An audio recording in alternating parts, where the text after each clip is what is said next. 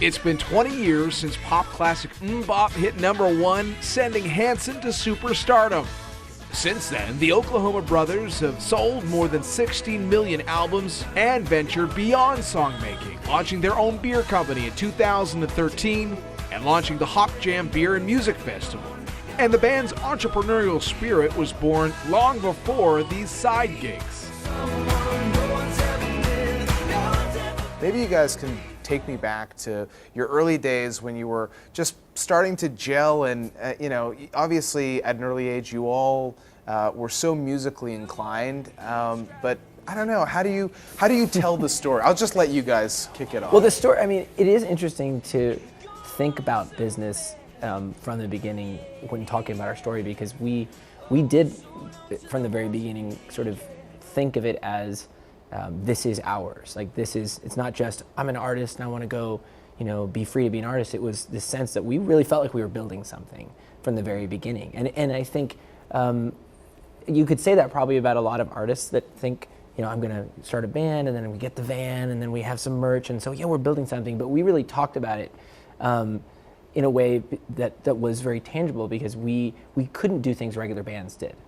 We had to really build it, and and we couldn't do regular things because we were so young. We were so young that we had to kind of really outthink the regular band stuff. We couldn't just go to the bar and get a gig, and so we built mailing lists, and really had a strong mailing list. As when I was, 12, we had several thousand names, and we would send mailings with, we're doing gigs for the next 3, weeks or 2 months, And I think the spirit that's at the heart of our band, and I think something that is probably overlooked about like us as a kind of our whole arc, is we really started with this determination that we could, that we really could do it, for real. It wasn't a fluke. And we had that local band work ethic that was, hey, if nobody else is going to do this, like, we're going to have to make it. We're going to have to, we can't get the gig inside the bar, so we're going to talk to the bar owner and see if they'll let us play on the porch. And so we would get a crowd to come around to the outside deck where we were able to stand and perform.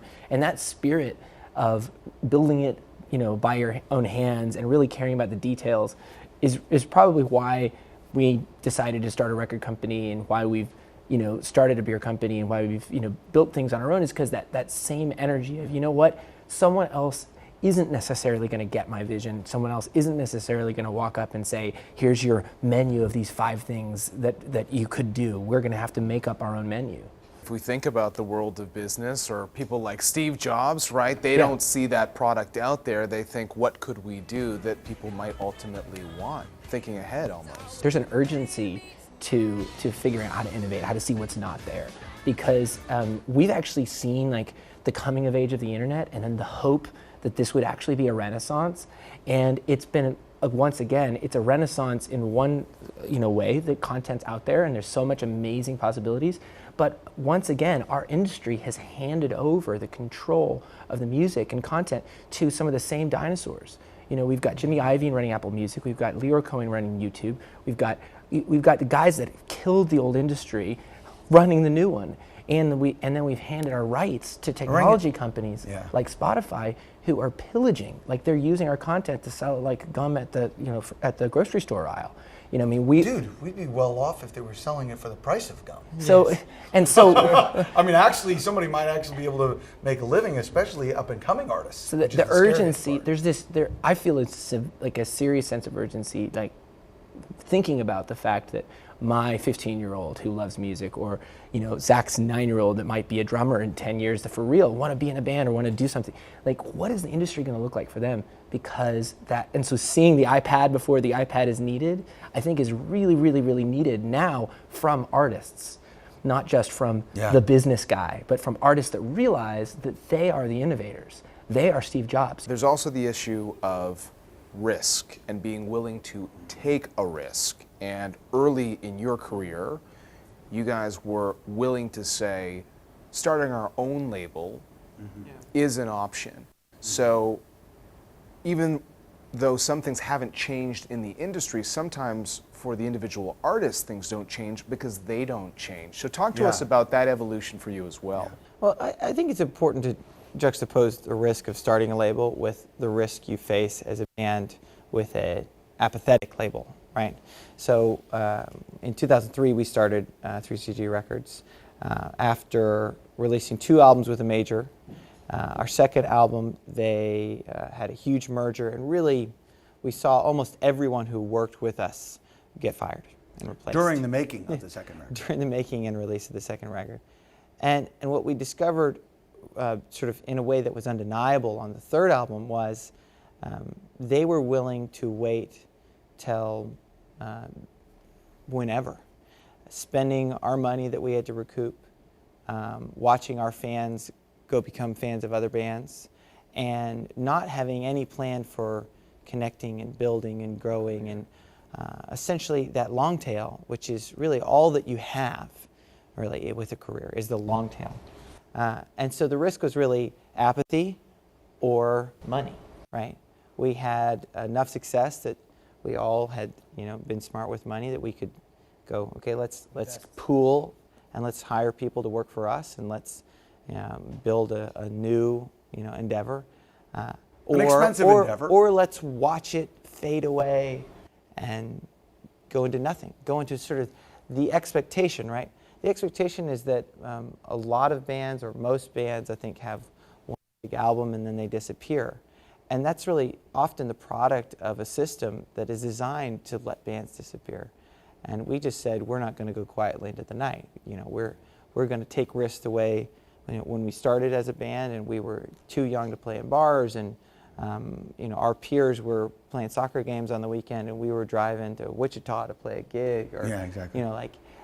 We were doing things that were out of the ordinary, taking social risks, right? And so financial risk is not that much scarier than that, and so we continue. I also think too that one of the things I think for us is that we've kind of always been the underdog to some degree or another. We've always been a little bit of an odd bird.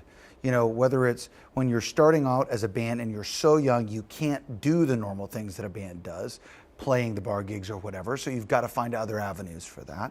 Whether it's when you do get signed and you make a record, you're both a band who is extremely young. Zach is 11, Taylor is 14, I'm 16 years old. We're a band, we're also a group of singers, so we do 3-part harmony and play as a band. We're also songwriters, all these things combined, and then in addition to that, all of the other stuff around you is not the same stuff, and some of the stuff that is kind of similar is really different as well. Like, you might have young fans, but the other bands that have young fans are not like you at all. So we've always found ourselves in a little bit of a spot where we're not like a lot of our peers, and I think that's played to our advantage in the long term. Is it creates an appetite for risk. It creates a willingness to say, wait a second, no one's doing this. Oh, well, I'm used to being the only one doing something.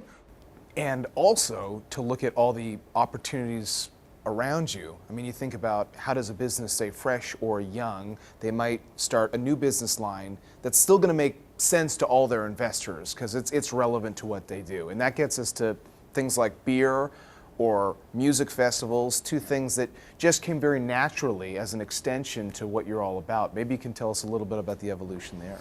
Well, understanding yourself, first know thyself, right? That's the commandment. Know who you are, right? It's hard to do things well when you're not really sure where you stand. And we know very clearly that we have built a connection with an audience, and it's bigger than a song. And so when we were looking at kind of expanding who we are, we saw that through a lot of our events and our tours, that there was a community that had formed that was there for each other, not just for us. And we learned from watching the Grateful Dead and sort of studying them. Our first manager was a huge Deadhead, and others like that, and said, gosh, what are they doing? And so now it was 2011 when we sort of decided to really go after the craft beer thing. We saw that if we were passionate about something and we could share that authentically, then that we could include that in the growing, reach to that audience. And the other thing is, we didn't forge those paths just to milk an audience. We went down that path for the same reason we went down the music path, or the label path. Just a final question I wanted to ask about the early success, just mind-blowing, really. Yeah. We've had a lot of guests on this series that have had that moment. It's really the moment that gives you a lot of the opportunities that you end up having. But what's that like? What are the lessons that you learned through that have set you up for where you are today? Nobody's going to care as much as you do. Yeah, that's a good one. No one's ever going to care as much as you do, and also that you're ultimately it has to be about what you're doing, not the attention you're getting. It has to be about remembering that you're there because you did something.